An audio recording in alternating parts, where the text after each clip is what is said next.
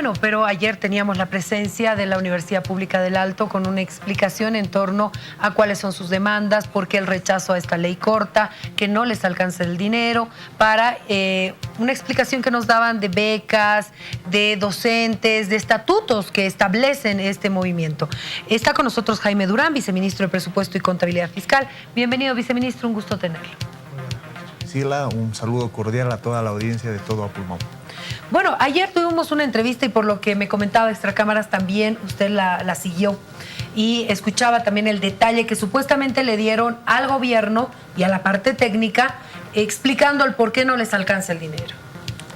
Bueno, ahí, como se ha notado el día de ayer, existen pues varios huecos en la explicación de la Universidad Pública del Alto, ¿no? Por ejemplo, ellos se niegan a mostrar con absoluta franqueza cuánto gastan en salarios, ¿no es cierto? Y eso no es ningún misterio. Ellos gastan aproximadamente anualmente 240 millones de bolivianos en salarios, ¿no? Que es un monto alto, en realidad es el más alto monto que ellos tienen en términos de la asignación presupuestaria. Entre docentes y administrativos y becados, por lo que he entendido ayer. Bueno, ¿o no? Para más o menos tener un orden de las cifras que ellos tienen, funciona de la siguiente manera de este lado del gasto, ¿no? Ellos gastan 240 millones de bolivianos en salarios, pagan 33 millones de bolivianos en becas y más o menos estamos hablando de unos 25 millones que utilizan en otros servicios que tienen en relación a su gasto de funcionamiento, ¿no? Luz, agua, todas estas cosas. Todas esas cuestiones, mantenimientos, etc. Entonces, esa es básicamente la estructura de su presupuesto, ¿no?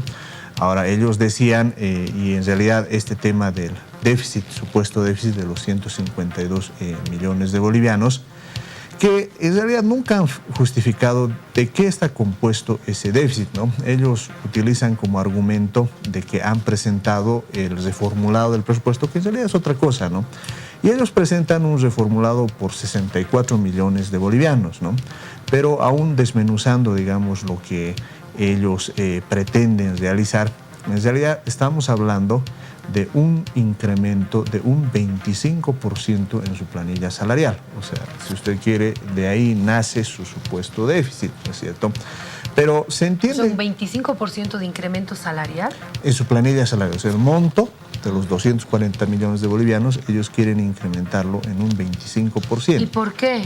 O sea, estableciendo el incremento salarial establecido por el gobierno, doble aguinaldo y todo esto. Bueno, básicamente ellos lo que pretenden es incrementar una gran cantidad de docentes y administrativos. O sea, ese es el punto central de lo que ellos proponen, que en realidad no corresponde respecto a cómo funciona o debería funcionar una universidad, ¿no es cierto? En realidad, si uno ve la forma racional en la que debería administrarse, lo que uno tiene que comparar es el presupuesto que tiene respecto a los resultados que quiere lograr y la cantidad de personal que necesita, ¿no es cierto? Pero se entiende, digamos, que un incremento o un crecimiento de este tamaño no corresponde, ¿no es cierto? Pero, reitero, yo estoy haciendo una inferencia a partir de la información, la verdad, insuficiente que nos han mostrado. Nosotros hemos demostrado técnicamente de que con el incremento de los 70 millones de bolivianos que se está dando, ellos pueden tranquilamente cerrar la gestión. Y voy a explicar en sencillito cómo funciona el presupuesto de la universidad. Actualmente, ellos en las tres fuentes más importantes, ¿no es cierto?, que corresponden a coparticipación, a IDH y a subvención, ellos tienen un presupuesto de 226 millones de bolivianos. Es un presupuesto inicial que puede variar porque pueden mejorar las recaudaciones, el precio del petróleo está aumentando, etcétera, pero tomemos estos 226 millones de bolivianos.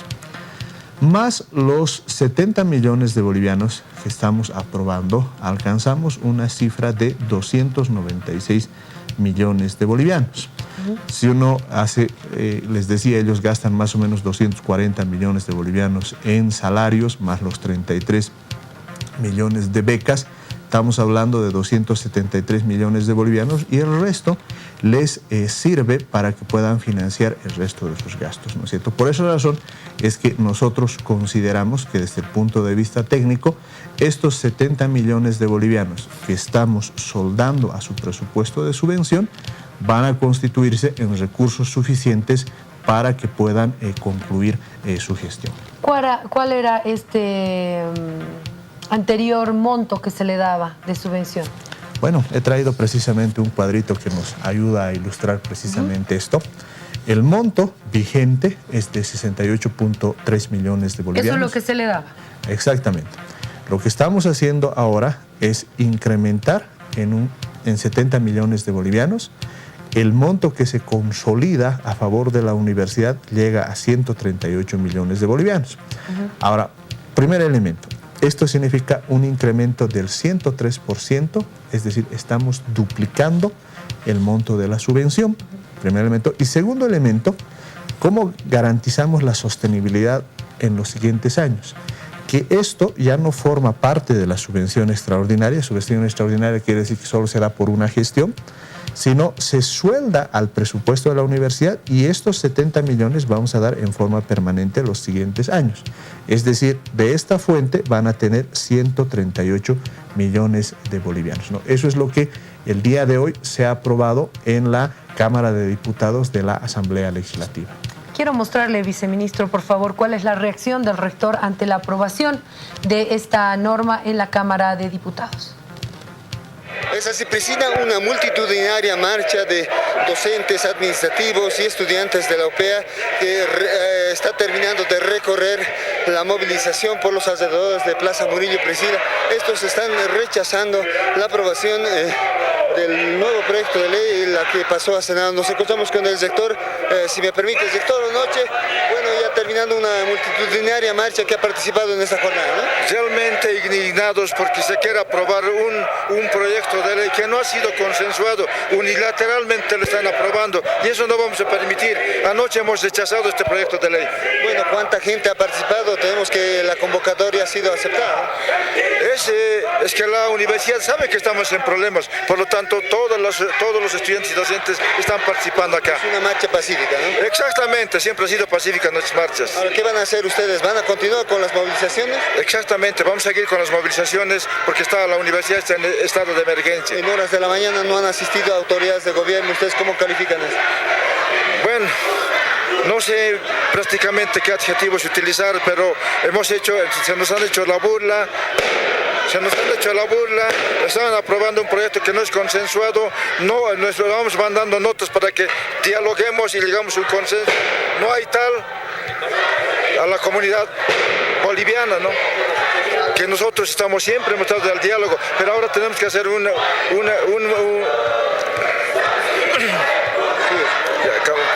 otra norma están pidiendo ustedes. Sí. Ahí nomás que... Eso sucedía hace instantes en la marcha de la UPEA, gracias a Rubén por el contacto, pero el rechazo es claro al tema de la ley aprobada ya en la Cámara de Diputados. Bueno, es difícil entender este rechazo, ¿no? Porque si uno se retrotrae a lo que habían solicitado en forma inicial, primero ellos solicitaban que exista una ley que garantice la sostenibilidad de la universidad. Estamos presentando una ley, ¿no es cierto? Primer elemento. Y segundo elemento, es difícil entender que se rechace un incremento presupuestario, ¿no es cierto? O sea, lo que estamos diciendo, vamos a duplicar el monto de la subvención ordinaria, ¿no es cierto? Entonces, sorprende que un incremento presupuestario se rechace, que por las cifras que estamos manejando, y eso debe entenderlo la población, es un incremento grande. No estamos hablando de cifras pequeñas, estamos hablando de duplicar el monto de la subvención ordinaria de la Universidad Pública del Alto. Y respecto al diálogo, nosotros hemos sido muy claros, ¿no es cierto? Evidentemente, el día de ayer se realizaba una convocatoria al diálogo, pero a continuación se decía que vamos a marchar en la tarde, ¿no es cierto? Y sensiblemente en el último intento de diálogo que hemos tenido en la vicepresidencia, si ustedes recuerdan, Lo que hemos tenido es un diálogo donde estábamos cercados, todo el tiempo estallaban los petardos, ¿no es cierto? O sea, incluso era difícil conversar y ver los números. Y por el otro lado, ni bien habíamos hecho nosotros una propuesta, inmediatamente sin mayor análisis, porque se entiende que tienen sus instancias de análisis, ellos se declararon en huelga de hambre. Abrimos un espacio hace 2 domingos para que hagamos un diálogo técnico. En ese diálogo técnico lo que teníamos que revisar básicamente son las cifras que ellos tienen, contrastar con las nuestras, pero a las 7 de la noche, como es de conocimiento público, ellos abandonan el diálogo técnico. Entonces, se ve que hay varios componentes de carácter político. Yo noto de que se trata de priorizar más un diálogo político que técnico, ¿no es cierto? Y se entiende que en realidad la administración de los recursos debe realizarse en forma responsable. Nosotros, por presión, no podemos otorgar presupuestos. Los mismos tienen que ser adecuadamente justificados. Bueno, ayer recibíamos una explicación en torno a que a este 60 y... si me permite, por favor, este monto, el 68,3, la universidad requiere 152 millones más y que los 70 no llega a ser ni la mitad de este monto. Esa sería la cifra que ellos necesitan, aseguran, que además iría solamente a salarios de los docentes y administrativos y cubrir todos los beneficios que se requieren. Bueno, ahí yo debo desmentir categóricamente esa afirmación, ¿no es cierto? En realidad los 152 millones de bolivianos es una demanda claramente inflada, ¿no es cierto? No tiene un sustento técnico que muestre cuál es el respaldo respecto a lo que necesitan en la gestión. Según ellos les han dado todos los detalles. No, eso es totalmente falso. Las explicaciones que ellos realizan, y como se ha notado el día de ayer, ¿no es cierto?, las preguntas que se realizaban no gozaban del sustento. Ellos intentan demostrar que no son salarios los que quieren, ¿no es cierto?, cuando en realidad el trasfondo de su demanda es por más salarios, ¿no es cierto? Y en realidad, aun cuando tomando en cuenta los salarios, claramente con los montos que estamos ofreciendo nosotros, se cubre a perfección, ¿no?